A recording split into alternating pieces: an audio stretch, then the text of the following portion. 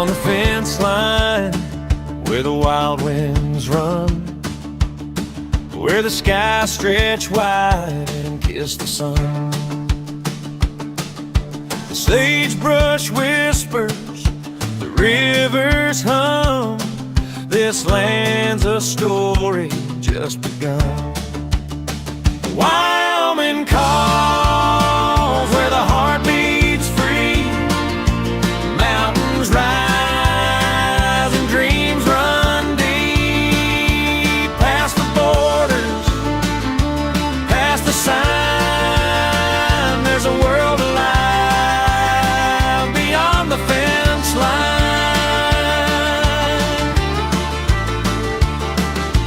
Boots hit gravel and the prairie sings with every hoofbeat.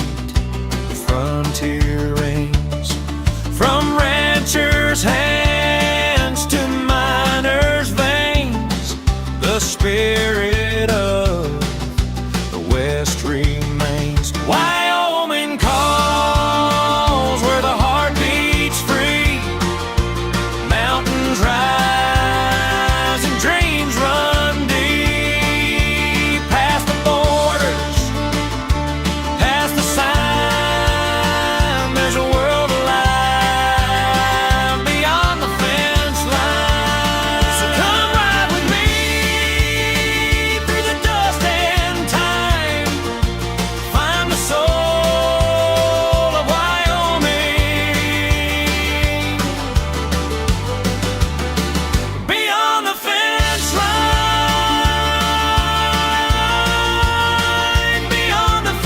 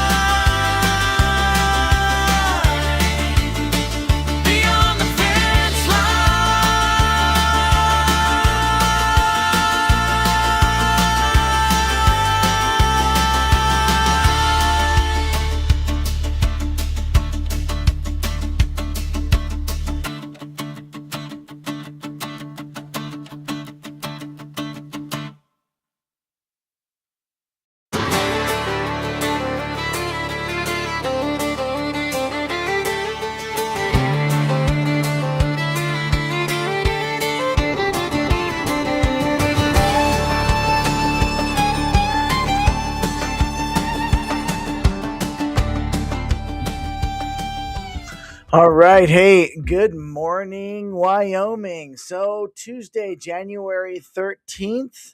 Hope you guys are doing well. Today's episode for me, in a way, it's kind of a pivotal point because I have so many people that reach out to me. They want to know where I stand on Trump. And I realize, well, Joseph, what does that have to do with Wyoming and all of that? But you know what? Trump, the truth, and conservative values have everything to do with Wyoming. Policy coming out of Washington has to do with Wyoming. And now some of you have seen me say negative things about Donald Trump, and you've lost your minds. I've said positive things about Donald Trump too. But in this episode, I'm not going to dodge this issue, all right? I'm not posturing. I'm going to lay it all out. When you walk away, you're going to know a couple of things. You're going to know where I stand when it comes to Trump, but you're also going to know more about who I am, what my principles are, what principles guide me, why I believe that conservative truth matters more than political convenience. And you might say, Joseph, why is this so important? It's because everybody is talking about it. I'll be honest, you guys, it's kind of an odd dichotomy to me, but the number one topic in politics, even in Wyoming, is what's going on with Trump. What is Trump doing and how do you align with it? And so I'm going to answer those questions today because you, the people of Wyoming, want to know where I stand. So I want to be really clear here. If you came here hoping that I would attack Donald Trump, you're in the wrong place. If you came here hoping that I would praise him uncritically, you also came to the wrong place. Because today is not about tearing or building up the president of the United States. It's about principles. It's about truth. It's about consistency. And by the way, today is not about my version of the truth, but the truth itself. The truth itself when it comes to general policies, when it comes to foreign policy, when it comes to life, which is very important to conservatives. When it comes to economic policy, which, by the way, I will say this up front, I'm on a completely different page than Trump when it comes to economic policy. And I'll explain that because I consider myself a fiscal conservative. So we're going to talk about that stuff today. And the other thing is, too, you know what I believe, and I step back from the political hat, if you will, and say that I believe that God appoints the leaders of men. And I'll tell you what, you could ask my wife when we went through the last presidential election. I had many a sleepless night praying, that God would give us grace and that we would not have Kamala Harris as our next president. I saw that as an act of God's grace and that God appoints the leaders of men. I voted for Trump 3 times. And honestly, today, even knowing what I know, if faced with the choice that we were faced with in 2024, I would do it again. But that belief does not remove our responsibility. It strengthens it. We are still called to speak the truth in love, in fairness, humility, and also with the facts, you guys. So my name is Joseph Kibler, and I am running for Wyoming governor, not for power or status or recognition, but because Wyoming deserves leaders who will tell the objective truth, even when it's hard, even when there might be political cost, even when I have to go beyond the circles, but stand on principles instead of polling. And so here we go. I'm going to dive in. We're going to do this. And I'm going to come out with a zinger. Ladies and gentlemen, Trump is not a conservative. Yes. Oh my gosh. I said that out loud. Congress also, by and large, is not conservative. You probably have noticed this, but are you talking about it? Are you having a conversation? Are you standing outside the echo chamber and saying, wait a minute, what's going on?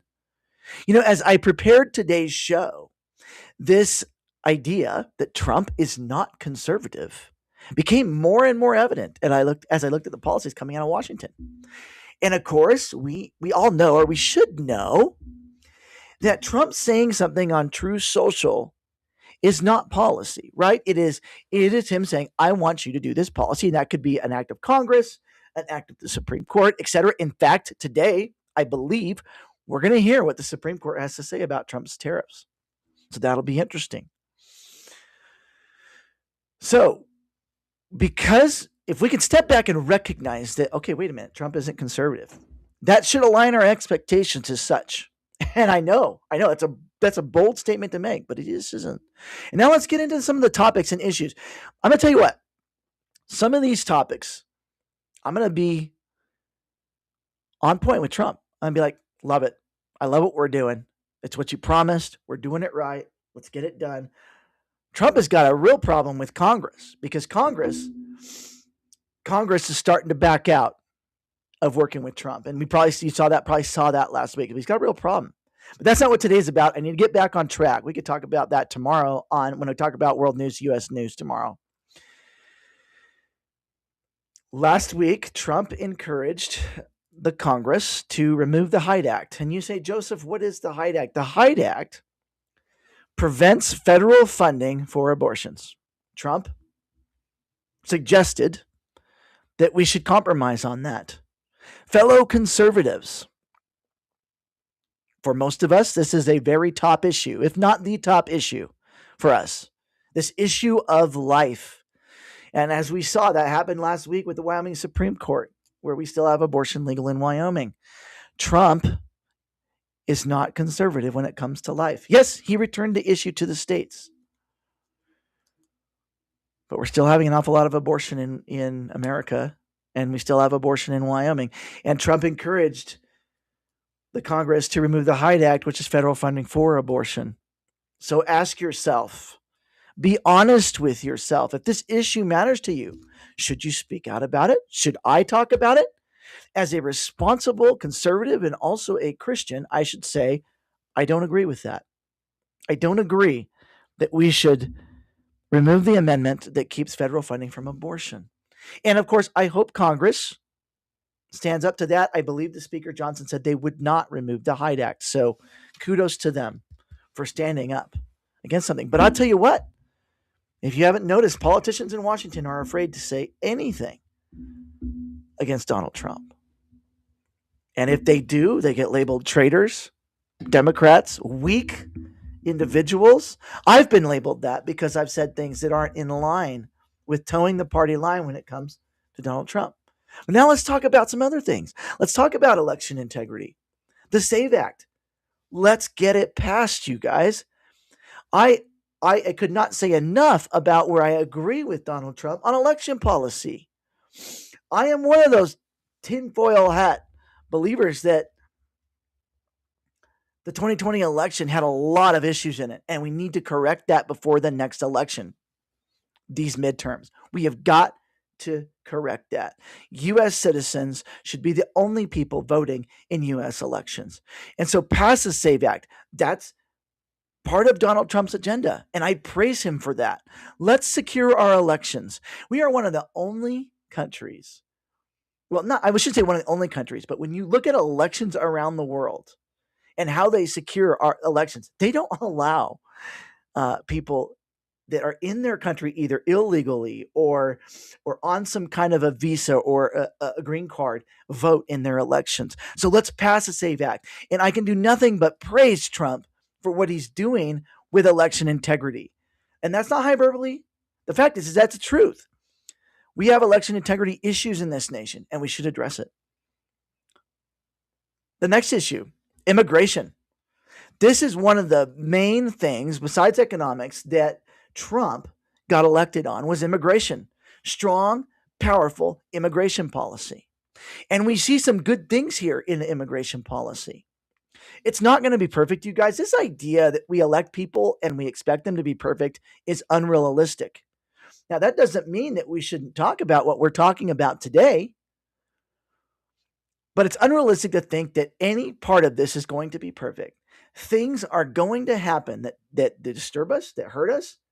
Maybe it doesn't bother us a lot, but you guys, we should not ever celebrate the death of someone in immigration or otherwise. We shouldn't celebrate that. 100%, by the way, support our law enforcement agents and the difficult job that they have to do. It is a hard job. It is difficult. And our Border Patrol, these men and women do a phenomenal job at fulfilling the immigration policy that Trump promised to us as Americans during his election. I love it. You know what? Because of immigration policy, strong immigration policy, crime is down. To be truthful, I'm thankful that crime is down. I'm thankful that we're getting criminals out of this country. I'm thankful that we're moving in the right direction in this area. But I can't say that this is all good. And there are a couple things here that I want to bring to your attention, and you can decide for yourself. This is not me today going, you must think this way because I think this way. This is me giving you and handing you facts, and you could decide as a Wyomingite, as a U.S. citizen, what you want to do with this information.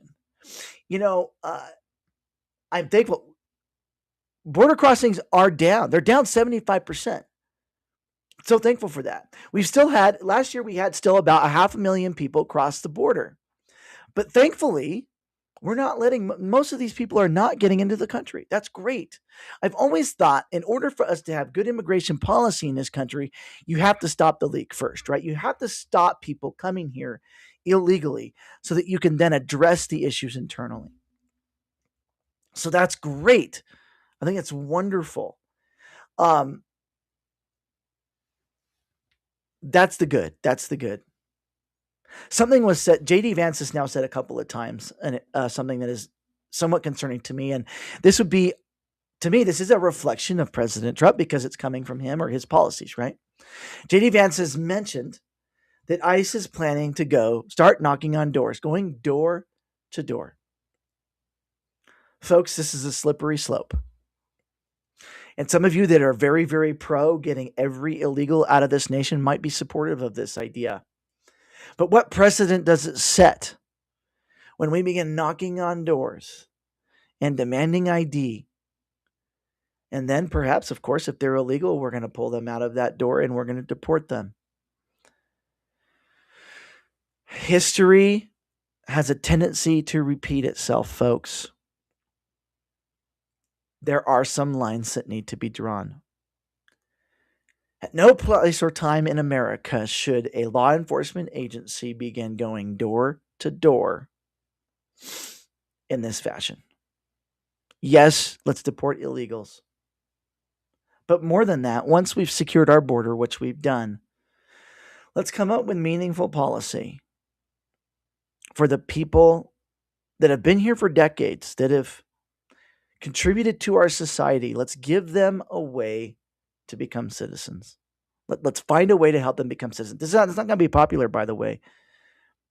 But I have compassion in my heart for someone who's been somewhere for 20 years, perhaps no choice of their own. You're sending them away to a place that they don't know anything. That as Christians, as conservatives, we have a responsibility to care for the neighbors among us in those situations. Not to encourage more illegal immigration, but to have compassion on our fellow men.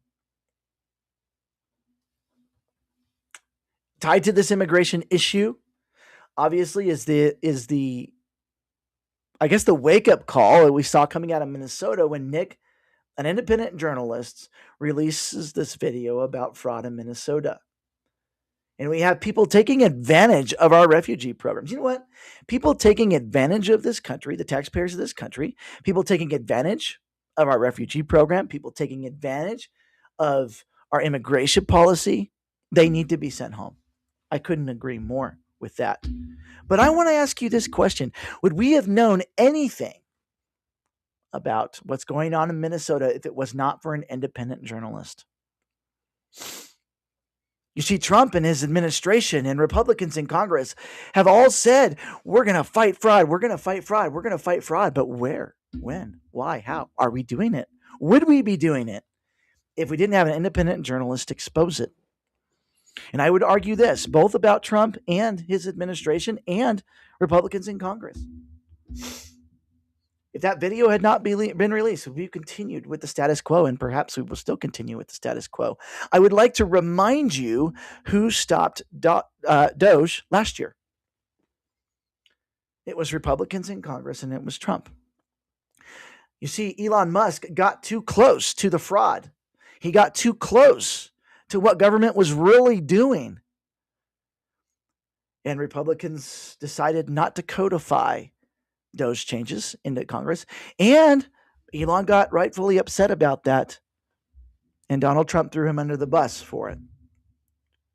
Elon was upset because he was set to do a job and he helped Trump get elected to do Doge in government. So, eyes wide open, you guys. This next topic we're going to go into is economic policy. But let's finish up with immigration. Overall, I think we're doing a good job there.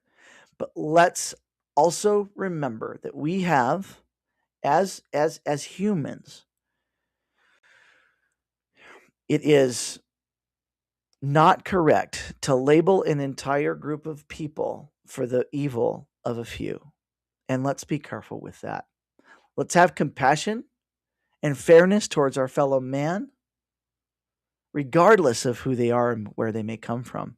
And this is something that may separate me from a lot of the folks running for office in Wyoming. The reason I have that perspective, folks, I have had the opportunity and the blessing to both participate and lead well over 100 mission trips around the world. I understand the plight of the oppressed people of the world. I understand why they want to come here. I get it.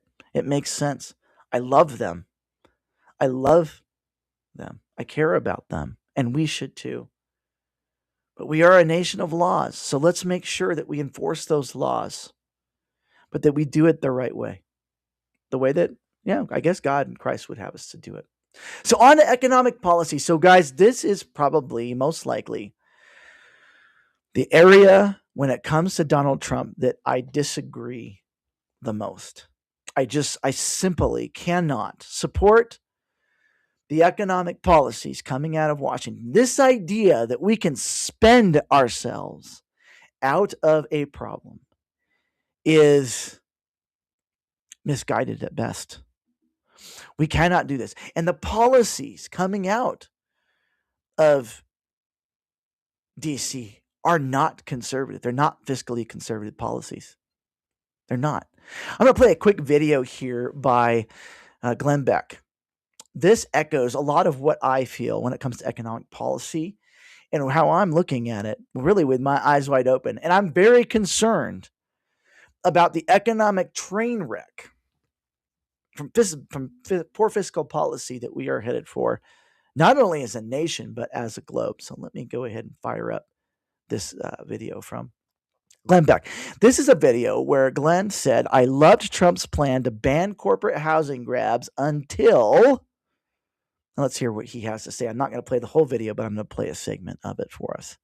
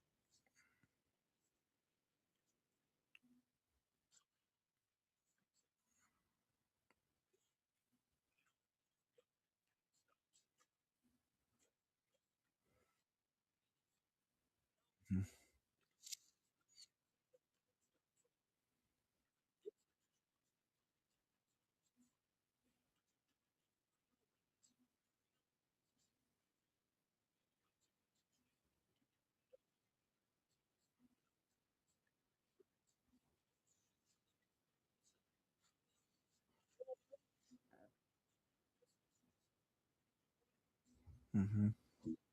Yep.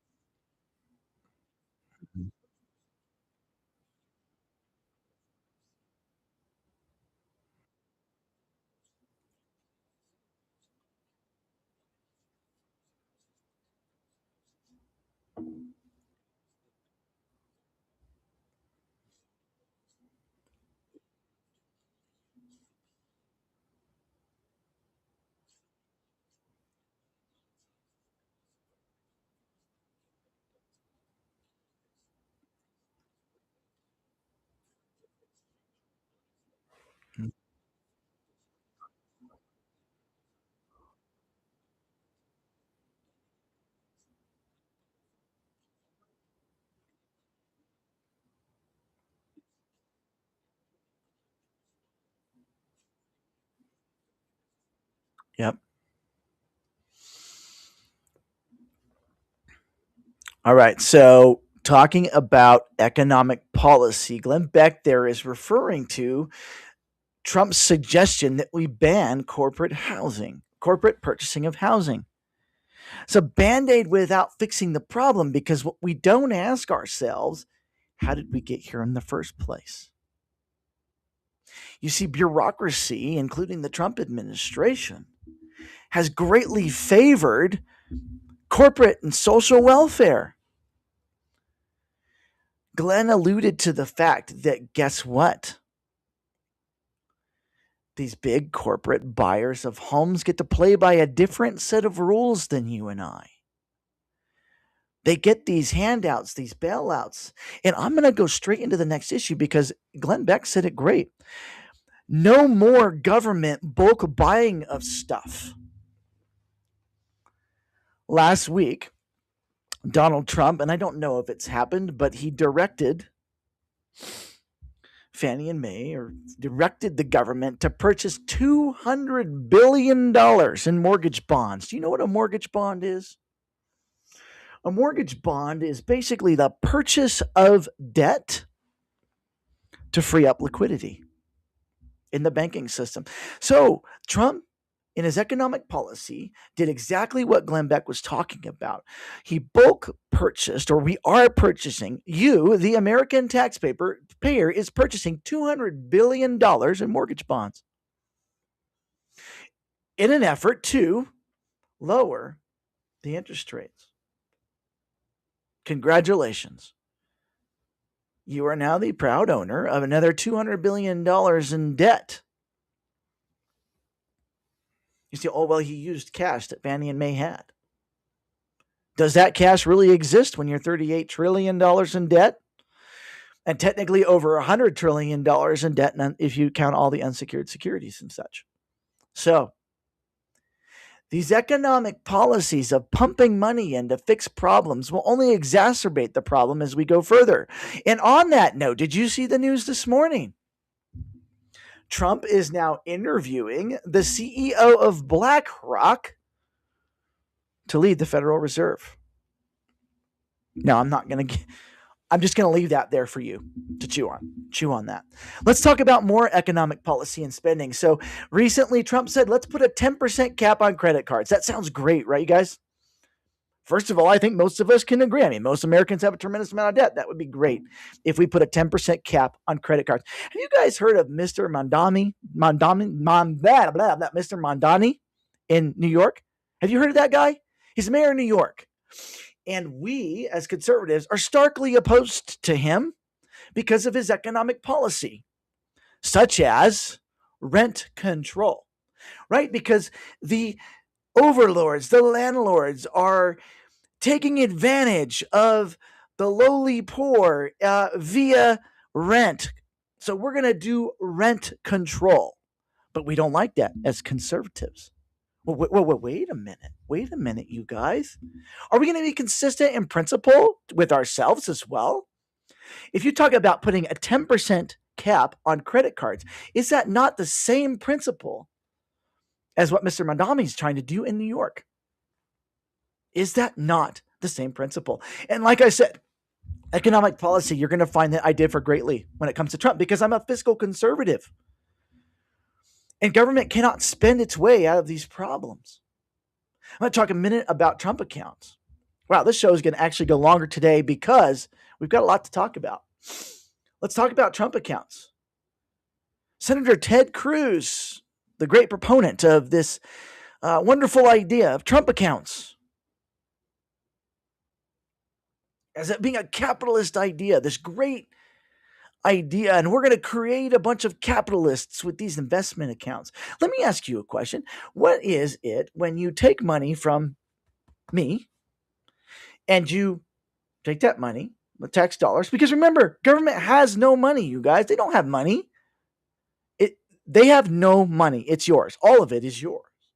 So you take something from me, $1,000, and you give it to a kid around the corner. Oh, you said, Joseph, wow, you're heartless. You're so heartless. Now, wait a minute. Principles matter. That is the redistribution of wealth. That is taking money from one person and giving it to someone else. Number one. Number two, you want to talk about massive bailout for Wall Street. The federal government is going to put tens of billions of dollars right into Wall Street. Yeah, you heard me right. Money they don't have, by the way, because it's going to be printed. It's a Wall Street bailout disguised as capitalism. It's a redistribution of wealth disguised as capitalism. It's just not the truth. Economic policy matters. Now, let's talk a little bit about good neck. Gas prices are down. Fabulous. That's great. I've always known if anybody could bring energy prices down, that we hope that goods will go down, things will go down. And you might say, well, Joseph, I'm not really feeling like things are down. And you're right. Things aren't really down. Well, it's great that gas prices are down. Eggs are down. Great talking point. I'm going to use this as an example. Actually, you know what I want to do? I'm going to play a short video from Taylor Haynes. Let me see if I could pull that video up real quick. Where is that video? Here it is. I'm going to play a quick video about how we free the market and about how you actually get costs down, how you actually make the market free and do this again. I think this is really important. Here's why. This is the truth. This is the economic policy that we should be doing, and we are going in the opposite direction. So I'm going to go ahead and share this real quick. You know what? Let me make sure that I have the audio on so you can hear what Taylor Haynes has to say.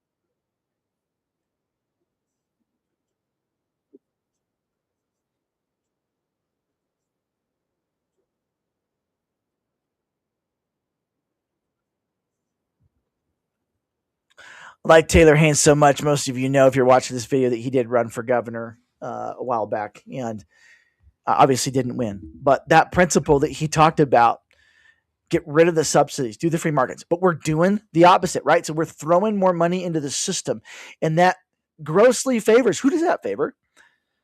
That doesn't favor the small and medium farms, ranches, beef producers, agriculture providers here in Wyoming. It just doesn't. It supports the massive corporate conglomerates. That's what it supports. That's what the subsidy policies support. And we continue to do it to try to fix problems. And that's going to continue to widen the gap. In the last several years, America has lost 200,000 ranches, family ranches, farms. It's really sad. It's sad. When we talk about economic policy, why are eggs down? Ooh, the great question. Did you know we pumped billions of dollars of subsidies into the corporate egg industry last year to drive prices down? Take it for what it is, you guys. That's just the truth. That's what happened. So if we want free market, we've got to get away from these economic policies where dumping more money into the problem is going to fix the problem. It simply will not fix the problem. So just be aware of that. This area of economics is probably the area in which I differ with Trump the most, because I'm a conservative, and I want to encourage you, if you are conservative, take on that fiscal conservative mantle and bear it with pride. Wave the flag, because the bottom line is we're headed where a lot of you don't want to go. Guess what? Digital currency. If we collapse our currency, digital currency will be what we're doing next. And right now I'm sharing with you, here's where we're at, guys. This is where we're at. This is usdebtclock.org, I think it is. And this just kind of helps us. Yes, usdebtclock.org. This helps us kind of understand where we're at. There you can see the total U.S. debt. That's unfunded debt and interest. That's where we're at, guys. A lot of people like to talk about this number up here, this 38 trillion that's up here. But there's the unfunded debt and interest right now, $106 trillion. The debt up top there, we're at 124% of GDP. This is one of the main things that we Americans sent Trump to do, was to stop spending. You can't stop spending by spending more. It's not physically possible. Has that ever worked in your life? No, it hasn't. So this is something to consider with economic policy. Now let's talk about foreign policy. Well, that's a big nut to crack, isn't it? That's a really, really big nut to crack. And I'll tell you what, I'm not a foreign policy expert. I'm just not. I think peace through strength, like good men doing good things, is a beautiful thing. Just an absolutely beautiful thing. But I want our leaders to be honest with us when it comes to their foreign policy. I want them to tell us the real reasons for Venezuela. Yeah, sure, I love that we're stopping the drug trade. Beautiful. That's harming Americans. I think that's in America's best interest. Let's do that. Just two years ago, Trump said that Venezuelan oil was garbage. It's trash, right? And now all we're talking about is Venezuelan oil. But the real reason, I think, is deeper than that. We're stopping oil from getting to Russia and Iran and the axis of evil, if you will. And that's a noble cause. Let's make sure we have the support of the American people when we're doing foreign policy. Let's do it the right way. America has always been incredible at liberating people, but not so great at the follow-up. So I hope in foreign policy that will be different. With that, a little bit over half an hour today, I want to just wrap up with this. Conservatives, especially conservatives, has some serious choices to make right now. It's not about personalities. It's not about who we are or what we stand for. We have to decide whether we're going to stay quiet and comfortable in the echo chamber or whether we're willing to speak the truth honestly, faithfully, and in love, even if it costs us politically. That is where I stand. That may cost me, but I believe the truth is more important than populist conformity. And that why we're having this conversation about where I stand with Trump, my singular goal today was to encourage you to seek the truth. Fact check me. Open your eyes. Stand for something. I've been conservative my entire life, but if I am being honest, we need to ask ourselves, what does that even mean anymore? I'm still a conservative, but I'm not interested in party-pleasing echo chambers. That does not serve the people. It hasn't for the last several decades. It won't if we stay in that lane. Conservatism was never meant to be blind, you guys, or to submit to blind loyalty to a person. We are supposed to be committed to the truth, to freedom, to limited government, to personal responsibility and moral courage. So with that, I want to leave you with that. Actually, I'm going to read that again. I'm going to say that again. I do have the speech I wrote right here in front of me, just so that I would stay on point and not get distracted. Conservatism was never meant to be blind loyalty to a person. It was meant to be committed to the truth, freedom, limited government, personal responsibility, and moral courage. So I'm going to leave you with that, you guys, today. Think about the words that Glenn Beck said. Think about the words that Taylor Haynes said. Think about the words that Donald Trump and J.D. Vance said. J.D. Vance said, we're going to go door to door. We're going to start going door to door with immigration. We want to prop up corporate and government bureaucracies and systems when what we should be doing is tearing those things down. And you and I should be able to be objective about that. But we're doing good in other areas. Some other things that we're doing good. Election integrity. parts of immigration policy. You don't throw the baby out with the bathwater, but let's be honest. But we're missing it on life. Trump is missing it on life. And that's very important to us. So with that, God bless you guys. Have a great Tuesday. And until tomorrow I will be talking about more of the nuts and bolts, what's going on in the nation, what's going on in the world, how that affects Wyoming. That's what we'll be talking about tomorrow. On Thursday, I'm going to talk about tax policy, where I stand on property taxes, sales taxes, taxes. We'll talk about that on Thursday. On Friday, I'm going to share a story with you. It's beautiful people that I met that shared their story with me, their personal story with me about drugs, worth, crime, incarceration, and then how they found hope and how their lives were able to get turned around. So with that, have a great rest of the week, you guys. I will talk to you soon. If you like this video or think it's worth sharing, feel free to do that. And I am going to go, what am I going to play today for you guys? I'm going to play a song called Love Them More. I think this is appropriate for the time that we live.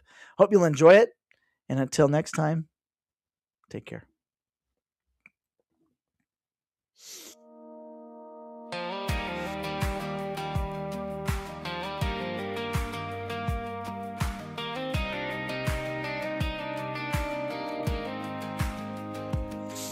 Sun up shining on a gravel drive,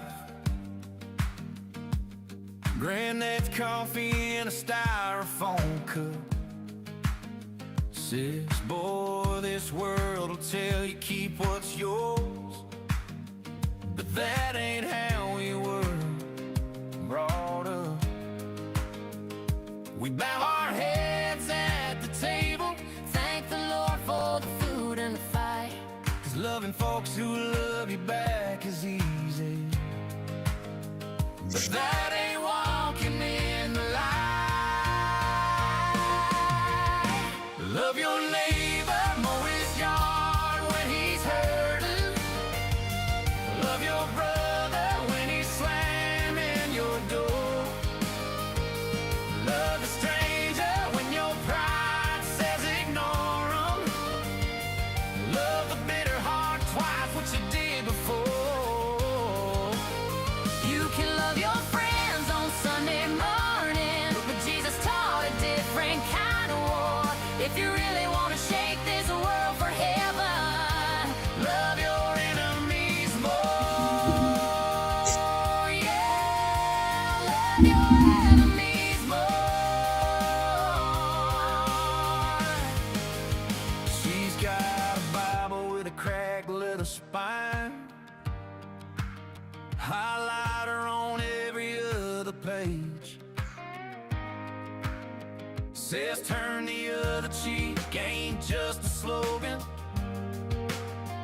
it's a narrow road you gotta pave. We pass the plates and the casseroles, fix the porch where the storm goes through. When they curse your name, you hit your knees, say Father bless them like you do. Love your neighbor, mow his yard when he's hurting. Love your brother when he's slamming your door. Love a stranger when your pride says ignore him. Love the bitter heart twice what you did before. You can love your friends on Sunday morning, but Jesus taught a different kind of war. If you really want to shake this world for heaven, love your enemies more. Yeah, your enemies more. She's got a Bible with a cracked leather spine, highlighter on every other page. Says turn the other cheek, ain't just a slogan, it's a narrow road you gotta pay. You pass the plates and the casseroles, fix the porch when a storm rolls through. When they curse your name, you hit your knee. Say, Father, bless him, Lord.